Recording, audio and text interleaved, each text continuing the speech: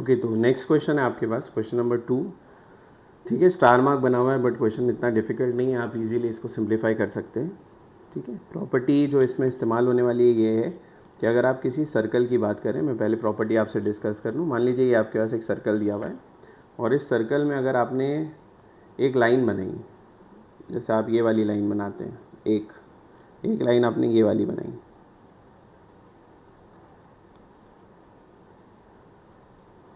तो जो सर्कल के अंदर असल में हम लोग जो लाइंस बना रहे हैं, आई मीन जो सेगमेंट बना रहे हैं, ये कॉर्ड्स कहलाते हैं।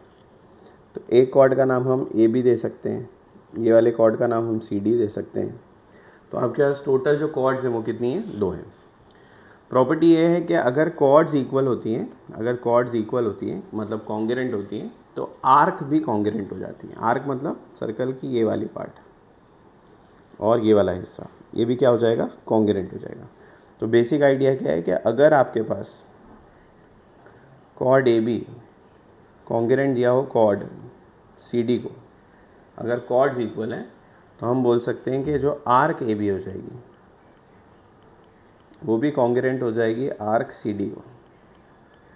ठीक है, और इसके लिए जो आप रीज़न इस्तेमाल कर सकते हैं वो ये है कि इट इज़ आर्क करस्पॉन्डिंग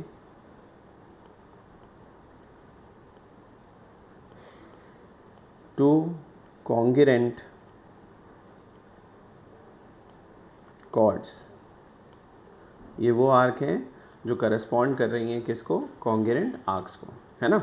अब अगर आपको ये प्रॉपर्टी, ये थ्योरम समझ में आ गई है तो ये क्वेश्चन बहुत इजीली हम सिंप्लीफाई कर सकते हैं। क्वेश्चन स्टार्ट होता है जिसके अंदर आपके पास ये दिया हुआ है कि triangle Q R S is an equilateral triangle. तो ट्राइंगल अगर बेटा इक्विलेटरल हो जाता है, ये वाला ट्राइंगल अगर इक्विलेटरल ट्राइंगल है, इसका मतलब हमारे पास जो सारे साइड हैं इस ट्राइंगल के वो कैसे हो जाएंगे? इक्वल हो जाएंगे। लेट्स से कि हम लोग ये बोल रहे हैं कि ये वाला साइड और ये वाला साइड इक्वल है। अब अगर साइड्स इक्वल हैं तो ऑब्वियस बात है कि आर्क भी क्या हो जाएंगी? इक्वल हो जाएंगे। जैसे मैंने यहाँ समझाया कि अगर कॉर्ड्स बराबर होते हैं, ठीक है, कॉर्ड्स बराबर होते हैं तो आर्क बराबर हो जाती है। तो यहाँ पर क्योंकि ये इक्विलेटरल ट्राइंगल है इसलिए इसके सारे साइड्स क्या होंगे? बराबर होंगे। और अगर साइड्स बराबर हैं तो ऑब्वियस बात है कि इसकी कॉर्ड्स भी क्या, तो जो आर्क है वो भी क्या हो जाएंगी? कॉन्ग्रुएंट हो जाएंगी। ओके, तो मैं ज़रा इसे अभी हटा देता हूँ 2 मिनट के लिए, इस तरफ शिफ्ट कर देता हूँ और हम ट्राई करते हैं इसको सिंप्लीफाई करने के लिए। तो आपको दिखेगा कि सबसे पहले तो मैं लिख सकता हूँ कि ट्राइंगल क्यू आर और S is an equilateral triangle. और अगर इक्विलैटरल ट्राइंगल है इस वजह से इसके सारे सेगमेंट्स क्या हो गए? कॉन्ग्रुएंट। तो सेगमेंट क्यू आर जो है वो कॉन्ग्रुएंट हो जाएगा किसे? सेगमेंट आर एस को। आर एस जो है वो कॉन्ग्रुएंट हो जाएगा सेगमेंट क्यू एस को। इसका मतलब सारे के सारे जो भी साइड्स हैं वो सब के सब क्या हो गए? कॉन्ग्रुएंट हो गए। ठीक है, क्या रीज़न लिखने की ज़रूरत है? नहीं, आपने बता दिया है कि इक्विलैटरल ट्राइंगल है तो वो सारे साइड्स इक्वल होंगे। आप चाहें तो यहाँ लिख सकते हैं प्रॉपर्टी ऑफ इक्विलैटरल ट्राइंगल।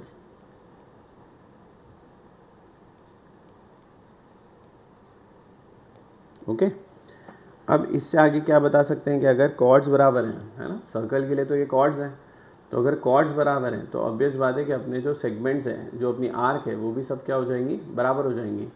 तो अब हम लोग लिख रहे हैं कि therefore major of arc,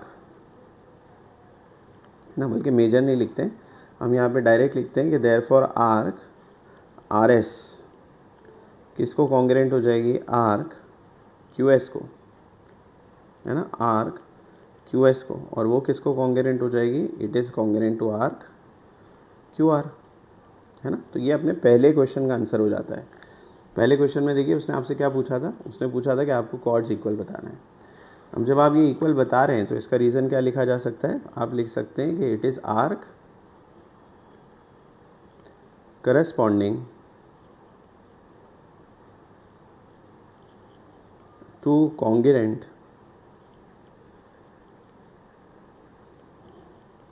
chords.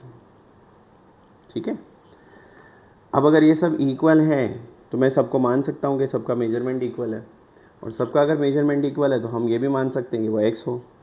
तो लेट से हम लोग ऐसे बोलते हैं कि let measure of arc R S, ठीक है, is equal to measure of arc Q S is equal to measure of arc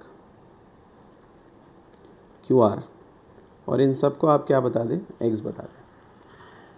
secondly हम ये बोल सकते हैं कि जब इसे आप स्टेटमेंट नंबर 1 भी दे दें, फिर आप बताइए कि अगर हमने सारी के सारी आर को प्लस किया, मतलब आपने अगर आर क्यू आर एस को प्लस किया major of arc Q S से, उसको अगर आपने प्लस किया major of arc Q are से, तो ये सब का जो आंसर है वो टोटल कितना हो जाएगा, 360। सही है। अब देखिए अभी थोड़ी देर पहले हमने बोला है कि ये सारी आर्क कैसी हैं, दे आर इक्वल। तो अगर सब इक्वल है तो हम ये काम भी कर सकते हैं कि सबकी जगह पर आप x लिख सकते हैं, है ना, क्योंकि सबका मेजरमेंट हमने क्या बताया था, x है। तो लेट्स से यहाँ पर हम लिख सकते हैं x plus x plus x, और ये सब कितना हो जाएगा, 360 हो जाएगा। तो इसका मतलब 3x जो है वो आपके पास हो जाता है 360, और अगर x आपने निकालना है तो वो हो जाएगा 360/3, है ना। तो 3 1 ज़ा 3 1 ज़ा 3 2 ज़ा और 0, तो x का जो वैल्यू है वो टोटल कितना हो जाता है, 120 डिग्री का। ये क्या आ गया आपके पास, x। Now see if x is 120, तो देयरफॉर वी कैन से कि measure of arc R S वो बराबर थी measure of arc Q S वो बराबर है measure of arc Q R, and all of them is equal to x, and now what is x equal to 120 degree. इसका मतलब ये सारी आर्क का जो मेजरमेंट है वो कितना हो जाता है, 120। क्या बेनिफिट हुआ इससे, आपको ये समझ में आ गया कि ये वाली आर्क 120 है, ये वाली आर्क भी कितनी है, 120, और नीचे वाली आर्क भी कितनी है, 120। ओके। अब ज़रा क्वेश्चन नंबर 2 देखिए, उसने पूछा है what is measure of arc Q R S. तो आप Q को देखिए, फिर R को देखिए, फिर S को देखिए। तो अगर हम इन सब को कनेक्ट कर दें तो इस आर्क का मेजरमेंट आपसे वो पूछ रहा है, ठीक है। तो अब आप ये दोनों आर्क को अगर देखेंगे उसमें कितनी आर्क आ रही है, एक तो आर्क आ रही है QR, दूसरी आर्क आ रही है RS, और दोनों को अगर आपने प्लस किया तो 120 + 120 कितना हो जाएगा, that will be equal to 240, जो आपसे क्वेश्चन पूछा गया है। तो अगर आप इसे सिंप्लीफाई कर रहे हैं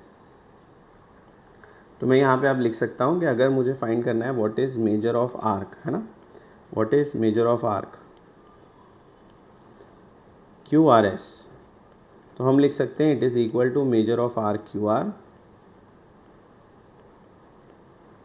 plus it is measure of arc R S, और दोनों का वैल्यू अभी आपको मिला है 120 + 120, and that will become equal to what, 240। तो ये जो क्वेश्चन नंबर 2 हमने सिंप्लीफाई किया वो असल में यहाँ से शुरू होता है, और हम ये शो कर देते हैं कि ये जो क्यू आर एस है उसको अगर आपने प्लस किया तो वो टोटल कितना हो जाएगा, 240। होप आपको ये क्लियरली समझ में आ गया है। तो स्टेप बाय स्टेप आपको इसे देखना है, इसे समझना है। इस एक्सरसाइज में यही 2 क्वेश्चन जो है वो इम्पॉर्टेंट है, जो आपको आने चाहिए। पहला वाला ज़्यादा इम्पॉर्टेंट है। Okay, thank you.